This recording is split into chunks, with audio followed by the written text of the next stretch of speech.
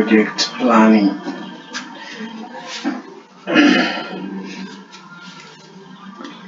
Okay, so in this session, I would like to share with you about the supply chain management. The supply chain management. So in earlier years, organizations were looking at mostly sourcing raw materials from suppliers to their premises. But the supply chain management setup has now expanded from looking at suppliers and your companies to looking at the entire chain, right from the suppliers who where you're sourcing your raw materials or any goods that you'll be using in your processing or production, then also up to the customer. So in supplier chain management, we are looking at this journey right from the supplier to your factory or your manufacturing plant, then or your business, then later on up to the customer. So to have a little view here, you need to look at your needs, the needs of your company, which are related to manufacturing. What exactly are you going to manufacture? What products are you going to produce? Then when you identify the products that your company is going to produce or to deal in, and then you have also correlated that with the needs of the customer, and defined the quality of the products. You have also defined the quantity that you need to have the product, and then you have also gone ahead to define the cost at which the ingredients or the recipes that will make up the product should be, so that you achieve the price which you intend, because all those are variables, or the raw materials are variables that determine quality. They also determine the cost of production, and also later on they have to be determinants of whether satisfaction of customer can be achieved or not. So we see here that after identifying what you're going to produce, and then the quality is also defined and the costs are also defined, then now you can go ahead to the suppliers to look around who is the best supplier amidst all the suppliers. So when the best supplier is chosen basing on the cost, the time the supplier will take to deliver, and the quality of what the supplier will deliver, then also look at the quantity. Does the supplier have enough all through the year to supply your company? Or is the supplier reliable? Can we rely on the supplier? So all those are considered in selecting the best supplier to supply your company or manufacturing plant with the raw materials that you need. But also you can choose to outsource, to contract the supplier, or if it is not necessary, then you can define the supply chain to be insourcing. In one of our sessions, we looked at outsourcing and insourcing decisions of companies. So instead of producing it yourself, that is insourcing, you can rather source it from other suppliers who might also be producers or traders of what you actually need. So along this, you see that you have identified the best supplier. After identifying the best supplier, Then you have contracted the supplier and has agreed on the terms of payment and the terms of supply. Then now you have sparked off the purchasing process. So the purchasing process starts by making inquiries. Of course, to contract the suppliers, you've already made the inquiries, and you have the supplier has also provided you with the quotations, so you are informed of the costs, and you also the items that the supplier has.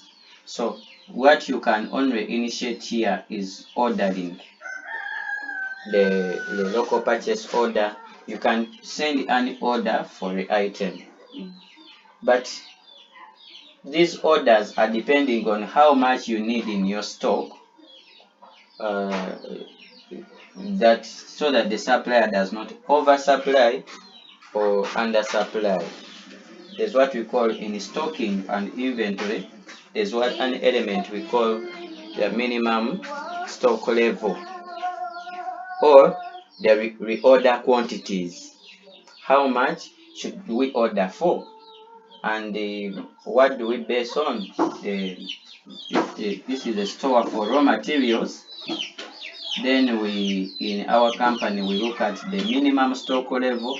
Before we reach the minimum stock level, then we send an order from the supplier. So the supplier receives the order, then can set an invoice based on the order, and then the supplier can actually deliver.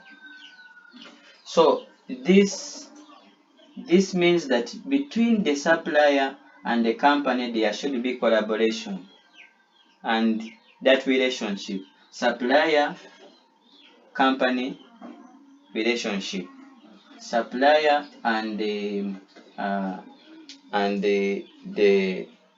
purchasing unit or the procurement department within the company. You remember that the procurement department in your company is also working closely with the finance department and also with production unit, so that what is actually ordered for and purchased is within the needs and also within the ability to pay of the company. So here, between this relationship between the suppliers or the vendors and then with the organization should be defined in the agreement, and continuously there should be continuous communication between the supplier and the company or the procurement department. So some of the things to agree upon include, but not limited to, the terms of shipping. Shipping, we use the word shipping or freight to mean transport of goods from one point to another. For this case, from the supplier to the manufacturer or the company that is in need of those supplies. So you agree upon the means of shipping. If it's the supplier to ship, then either the supplier includes the shipping costs on the invoice in addition to goods, or if you're the one your company is the one to source for those goods, then it should clearly be defined. Other companies actually within the mid here, between here and there, they subcontract a shipping company who is not the supplier of the raw material, but this one is only contracted to ship, and maybe he has a schedule of when to go and pick these items to deliver them. So where a third party is involved in shipping, even those terms between the company and that shipping company should be clear, and the supplier should also be aware of that shipping company that it is actually going to it is there to mediate between the company. Using contracts and way bills. Sorry? Using contracts and way bills for Yes. the two parties to be, to know about that. Yes. So the contract should talk about it. Then these costs are also agreed upon. The costs of shipping, who pays. So the usually it's the company to pay the third party shipper in case of that, so that the supplier is not now involved in dealing with who has been contracted to ship. But here, when a subcontractor is involved in shipping, then emphasis is put on quality of the supplies, because raw materials and other supplies can get spoiled or lost throughout the shipping process. And so an audit of what has been delivered to the store has got to be undertaken, auditing quality, auditing quantity, and also an audit of time. How long has it taken to deliver? Are they late or they are on time? So that is speed of delivery has also got to be considered as a factor of acquisition of goods or stock goods from the supplier to your company. So to make sure that goods are received at the lowest possible cost, because the cost of raw materials is a big determinant on price. As you cost the product, if the raw materials were of high costs, were more than what was set as a standard cost within which the raw materials should swing, and you find that the cost is higher, then the price has got to be increased. So you cannot afford to keep increasing prices each week or each month simply because the prices the supplier are fluctuating each time. So what you do, you make sure that there are terms regulating costs within the agreements, and that in case of price changes from the supplier has got to notice to send a notification with a within a specified period of time, so either 45 days or 60 days, so that you prepare in advance. Otherwise, there is a limit where the cost of material should not exceed. If it exceeds that limit, it means that the company can seek for an alternative supplier or choose to in-source those specific goods. So here there is also an issue of negotiation, which has to be emphasized so that the price and the cost of materials is lowered. Then the other aspect is shipping large volumes at once. So organizations in manufacturing are making sure that when they are shipping raw materials, they don't carry little. They ship large volumes so that the cost per each unit goes lower. So for that, in shipping, most of the vehicles used in shipping are not usually small.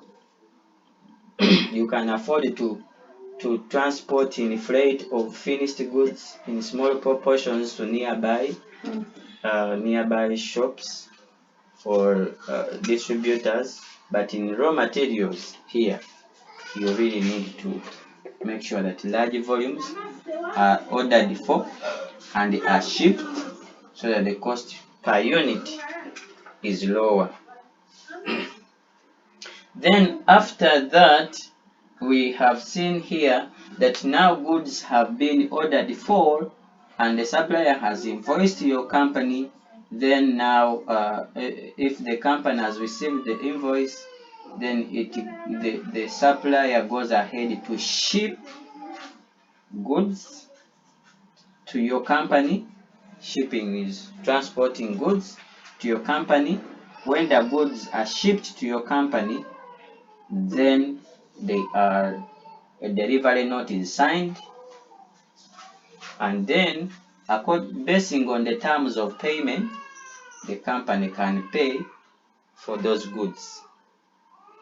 So you pay against an invoice, either full pay or partial payment, but all that is based on the MOU, the Memorandum of Understanding, Yes. or the agreement between the company and the supplier. To some companies, you supply every month and then you're paid every after a month. So that is there. So goods are now tracked and they have to be audited when they come to the store to reconcile what is invoiced and what is ordered for, and then reconcile what is ordered for or what is invoiced versus the physical quantities. So in the audit, on delivery, there is also auditing on defected items along the way. So the terms of agreement between the supplier and the company should show who meets the cost of what has been damaged during the shipping process, so that returns are not rejected. So that reconciliation between what has been invoiced versus what has actually been delivered physical item count. Otherwise, the supplier can over invoice and deliver little to the company. So then later on, you see that when goods come to the store, there's that inventory stocking is registered, and then in registering the quantity versus and the quantity received, the dates, and then from which supplier to the store of raw materials. So the supply chain will also explain that the raw materials will go through the production process or processing unit of the manufacturer, and the finished goods are produced, and these are kept in another store for finished goods. Then from that store of finished goods, we can now set, because you're producing for the customer. So all your relationship with the supplier is to make sure that the quality and the experience that the customer will receive after producing the finished good is really good for satisfaction, for customer satisfaction. So these finished goods, you find all avenues which we call still is a continuation of the supply chain, from your factory to the customer. Goods have already been produced and are there in a finished goods store. And here we've got to ship goods to the customer. So the biggest job here is still in this supply chain is to make sure we increase efficiency. Right from the beginning, from the supplier, there must be efficiency and an effective system. And still from your company back to the customer, there should be efficiency and effectiveness. So this This is called a chain of distribution now, from your factory to the end customer. So some organizations, some companies make it a little easier for the customer to access finished goods. So what then do we do is to make sure that you establish a chain of distribution. Define your supply chain, a chain of distribution from your factory to the customer. Can every customer come to the factory to buy water? Possibly no. So what we are going to do is to make it easier for the customer to access our product. The product is already priced, is tagged, and it is sealed, packaged for the customer. But the customer cannot easily access it unless we have established a distribution chain. So some we here put a distributor, others are the stockists along the way, or agents. Others we add here a wholesaler. Next, from the distributors, could be regional and or district based. Then to wholesalers. From wholesalers, others establish outlets, like others have retail shops. This supply chain from your factory or your company to the customer depends on what you have set up. So then from the retailer to the end user, whom we are calling the consumer, another one can call that one a customer. So all this chain is to make sure that the goods reach the customer in the shortest possible time, the shortest possible distance, at the shortest possible cost, but with the same quality. Yes, and the same within the required quantity, and they should be always available. That is reliability now. So that is the brief of the supply chain.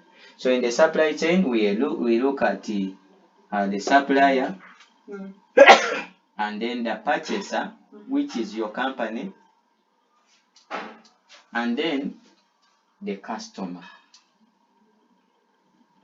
So the supplier, then the purchaser, who in this case we are also saying this purchaser is purchasing to produce.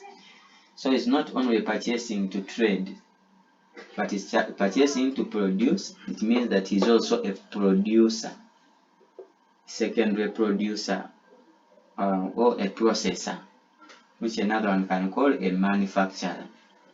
Then from the manufacturer to the end customer.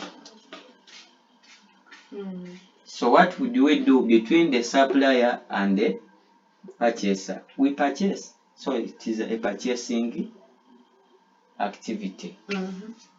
And then what do we do to ship goods from the supplier to the company? Company producing them, right? So this shipping, which we call the shipping, others use the word logistics. Oh yeah. Then what do we do? We've already produced goods. They are now in our store. We want to sell them to the customer. In terms of supply chain, we don't talk about marketing. We don't talk about sales. But where the supply chain ends, it will end to the end customer. And then so what does the company do to have what has been produced inside distributed to the customer?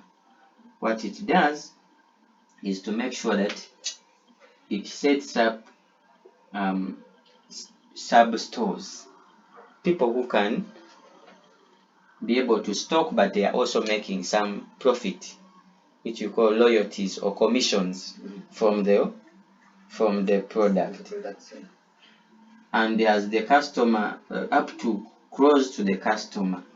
So another one can call that this chain from the finished store to the end customer is like a delivery chain.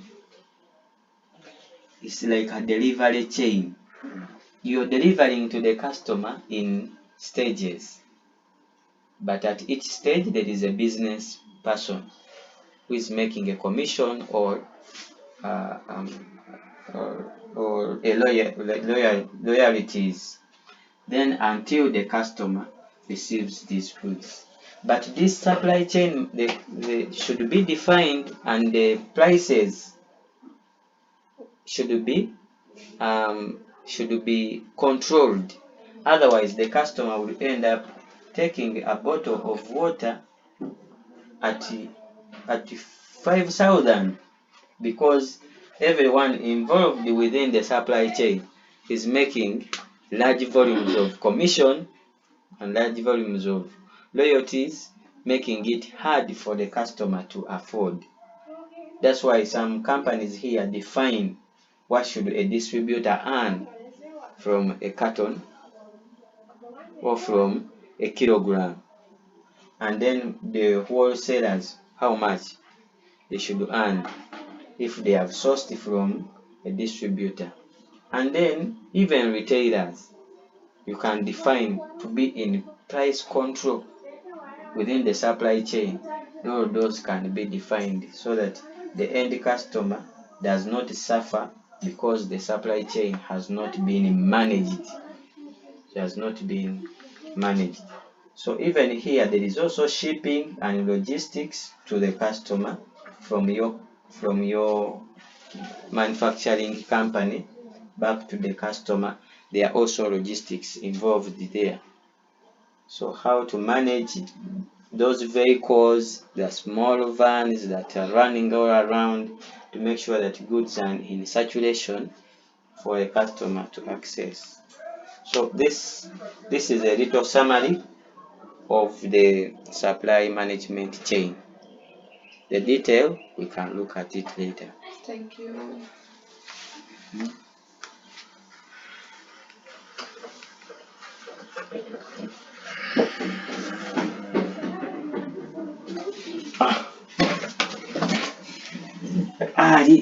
Isn't the video too long to share? It's only can go on the computer. You take the cable we put there and you.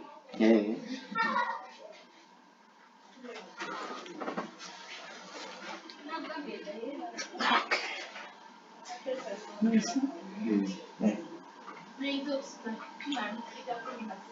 It's awesome. But the supply chain management setup has now expanded from looking at suppliers and your companies to looking at the entire chain, right from the suppliers where you're sourcing it.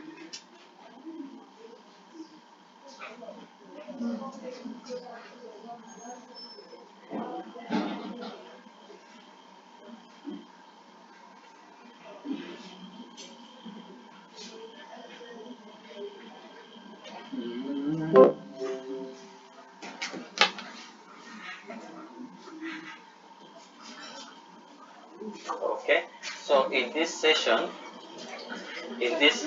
I would like to share with you about the supply chain management.